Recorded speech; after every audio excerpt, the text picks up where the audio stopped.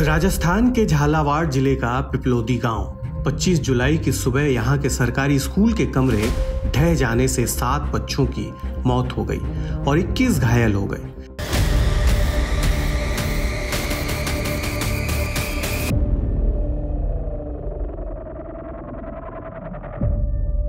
इसके वीडियो और तस्वीरें आप तक भी पहुंची ही होंगी। अब ये देखिए कि ये देखो मलबा जो नज़र आ रहा है पूरा, ये मलबा तो हमारे सामने नज़र आ रहा है कि ये मलबा इसलिए नज़र आ रहा है कि इस स्कूल में जो निर्माण था वो इतना घटिया किया गया था कि उस पर उतना पैसा नहीं लगाया गया। और मैं हमारे कैमरामैन को बोलना चाहूँगा कि आप देखिए कि यहाँ जीता जागता इसका एक उदाहरण जो पीछे आप देखेंगे कि ये 3 सीमेंट के कट्टे पड़े हुए हैं। मैं दिखाना चाहूँगा कि ये देखिए पीछे 3 सीमेंट के कट्टे भरे हुए कट्टे पड़े हैं जो ख़राब हो चुके हैं। अगर यही कट्टे सीमेंट के अगर सही समय पर उस स्कूल बिल्डिंग पे लगा दिए गए होते तो शायद आज ये हादसा नहीं होता। आप पीछे देख रहे हैं आंगनबाड़ी भवन है जो अभी नया बना है। ये इसी के बनाने के समय ये सीमेंट के कट्टे लाए गए थे। 6,96,667 रुपये इस पर खर्च किए गए हैं। पिपलोदी का ये आंगनबाड़ी भवन है और इस पर भी ताला लगाना पड़ा है क्योंकि इसकी पूरी की पूरी छत जो है वो टपक रही है और इसको भी अब जर्जर भवन की श्रेणी में इन्होंने शामिल कर लिया है। पिपलोदी घटना के तीसरे दिन यानी 28 जुलाई को जैसलमेर जिले के पूनम नगर गांव में स्कूल का गेट गिरने से 9 साल के एक स्टूडेंट की जान चली गई। क्या ये महज हादसे हैं या सरकार की लापरवाही और अनदेखी के नमूने? समझेंगे इंडिया टुडे मैगजीन में छपी आनंद चौधरी की खास रिपोर्ट के जरिए।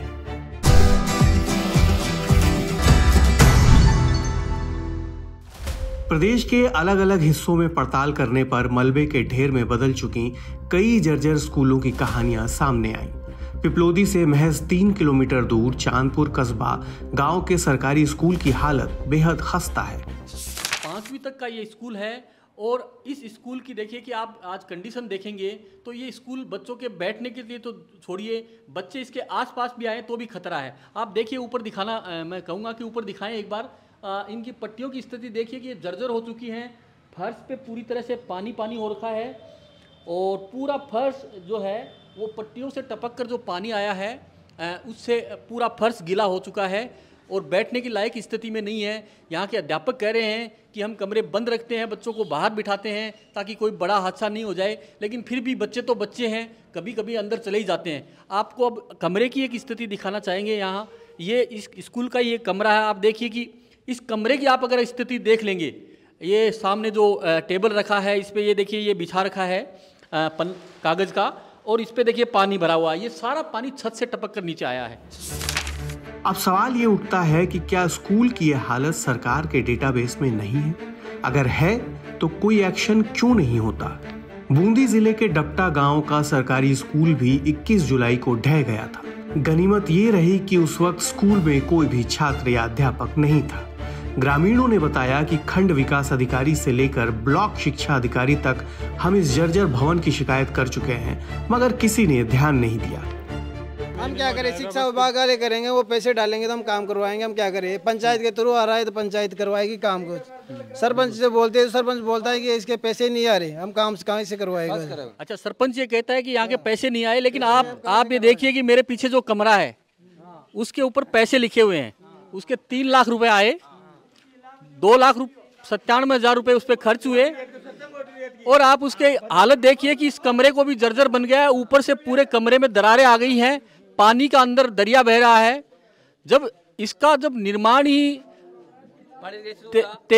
2023 के मतलब अप्रैल महीने में पूरा हुआ है, वित्तीय स्वीकृति तिथि है वो तो 24 में जब इसका निर्माण पूरा हुआ है, तो आप देखिए कि 1 साल के अंदर इस कमरे की ये स्थिति हो गई है। तो ये स्थिति बता रही है कि इस कमरे के निर्माण में कितना भ्रष्टाचार हुआ है, कितना मोटी रेत की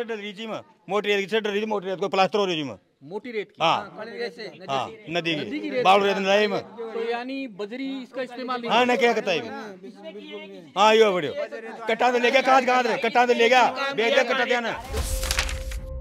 हालात अब ये हैं कि माँ बाप अपने बच्चों को स्कूल भेजने से डरने लगे हैं कि कहीं किसी रोज उनके बच्चे भी ऐसे हादसे का शिकार न हो जाएं। मेरे करीब 4 साल की बच्ची है, उसके ऊपर कुछ दिन पहले स्कूल की छत से कंकर गिरे थे और मैं अब ये तय नहीं कर पा रहा कि मैं उसको अब स्कूल भेजूँ या ना भेजूँ। स्कूल की स्थिति इतनी गंभीर है, पूरी स्कूल डसी हुई है और किसी दिन ऐसा हादसा नहीं हो जाए कि हमारे गांव के बच्चों का भी वही हाल हो जो अभी पिपलोली गांव में हुआ हो।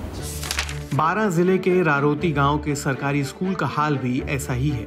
ये 23 जुलाई की रात मलबे के ढेर में बदल गया, जबकि सरकार ने इसे उत्कृष्ट स्कूल का दर्जा दे रखा है। यहाँ के ग्रामीण बताते हैं कि ये स्कूल बहुत सालों से जर्जर है। इसमें एक भी कमरा ऐसा नहीं है जो जिसकी छत पानी में नहीं टपक रही हो। सारे कमरे इसके ख़राब हैं, फिर भी प्रशासन ने इस ओर कोई ध्यान नहीं दिया। आइए हम थोड़ा ग्रामीणों से बात करके देखते हैं कि यहाँ की क्या स्थिति है। ये स्थिति सर आप देख ही रहे होंगे, यहाँ की बहुत दुर्दशा खराब है स्कूल की। ये कई सालों से पुरानी बिल्डिंग है, कई सालों से जर्जर थे। वो तो एक रात के टाइम हादसा हुआ, नहीं तो एक बहुत बड़ा हादसा होता है। ये आपने बताया था पहले कि ये स्कूल कंडेम हो चुका है। बिल्कुल सर, शिक्षा विभाग को, सब अधिकारियों को, यहाँ के अध्यापकों को, सबको अवगत करा रखा है इस चीज़ से। बिल्कुल। तो आपके बच्चे तो बड़े खतरे में यहाँ बैठते हैं। क्या करें सर, मजबूरी है बच्चों की, बेचारों की। और क्या नाम से जब छुट्टी दे देते हैं यहाँ, बाहर बैठाते हैं मैदान पे, बाहर बैठाते हैं मैदान में बिठाते हैं बाहर। जब बरसात आ जाती है तो छुट्टी कर देते हैं। देखिए भ्रष्टाचार, कितना बड़ा भ्रष्टाचार है इस स्कूल में, आप देखेंगे अगर। और ये एक स्कूल नहीं, ये सभी स्कूलों की ये हालत है। पीछे नजर आ रहे हैं पिंक टॉयलेट। ये सरकार ने बच्चियों के लिए पिंक टॉयलेट, एक योजना थी राजस्थान की। अब आप देखिए कि ये पिंक टॉयलेट एक पुराने टॉयलेट थे, जर्जर टॉयलेट हैं, उन पे पिंक कलर कर दिया और इनको बना दिया गया पिंक टॉयलेट। और इनका पूरा का पूरा पैसा ठेकेदार और जो बीच में जो बिचौलिए थे वो जीम गए। दूसरी तरफ भी देखेंगे आप, बच्चों के जो टॉयलेट हैं वो भी बहुत जर्जर स्थिति में है। अगर वहाँ बच्चा चला भी जाए तो उसके गिरने का खतरा बना हुआ है। प्रदेश में अब तक करीब 15 स्कूलों की बिल्डिंगें ढह चुकी हैं। इनमें प्रतापगढ़ जिले के बोरखेड़ा, बारां के सूरजपुरा, जोधपुर के गुंदियाल नाड़ी और जाटी भांडू, नागौर के खारिया की ढाणी, उदयपुर के रूपावली और झालावाड़ के खेजड़ा का पुरा के स्कूल शामिल हैं। राजस्थान में स्कूलों के ढहने और जर्जर होने की बड़ी वजह है शिक्षा विभाग का कम BSR यानी बेसिक शेड्यूल रेट, जो अन्य विभागों से 10 से 15% कम है। भवन निर्माण और मरम्मत में 20 से 30% पैसा अधिकारियों और जनप्रतिनिधियों की जेब में चला जाने के आरोप हैं। PWD के इंजीनियर्स XCN, AEN, JEN गुणवत्ता की जांच करते हैं, लेकिन ज्यादातर 2% रिश्वत लेकर घटिया काम को मंजूरी दे देते हैं। नियम के मुताबिक ठेकेदार को 5 साल तक निर्माण की गारंटी देनी होती है।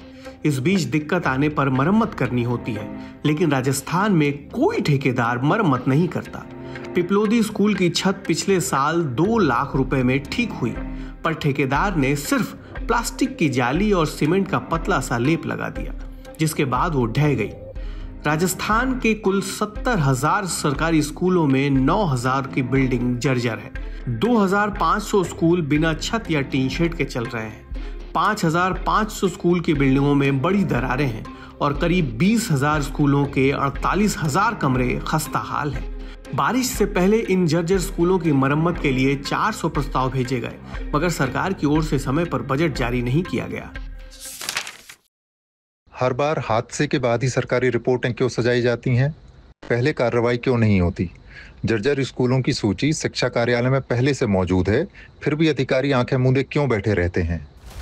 सूबे में शिकायत निवारण सेल का हाल और भी बुरा है। सूरजपुरा गांव के सरकारी स्कूल की शिकायत गांव वालों ने 16 सितंबर 2023 को संपर्क पोर्टल पर कर दी थी। 6 अक्टूबर 2023 को शिक्षा विभाग ने जानकारी दी कि इस नाम का तो कोई स्कूल ही नहीं है। 27 जुलाई को जब यह स्कूल ढह गया, तब शिक्षा विभाग ने माना कि इस नाम का भी कोई स्कूल था। आपको जानकारी दे दूं, माननीय मुख्यमंत्री जी ने उदार हृदय से और विद्यालयों की मरम्मत के लिए धनराशि उपलब्ध करवाई है। मैं समझता हूँ आने वाले समय में अब कोई भी विद्यालय ऐसा नहीं रहेगा जो जर्जर है या मरम्मत मांगता है। राजस्थान सरकार कोशिश कर रही है कि सारे के सारे विद्यालयों की मरम्मत हो जाए, ताकि बच्चों को और विद्यालय परिवार के जो भी सदस्य उनको किसी प्रकार की परेशानी का सामना न करना पड़े। केंद्र सरकार भी हरकत में आई। उसने सभी राज्यों और केंद्र शासित प्रदेशों में स्कूलों की सुरक्षा ऑडिट करवाने का फैसला किया है।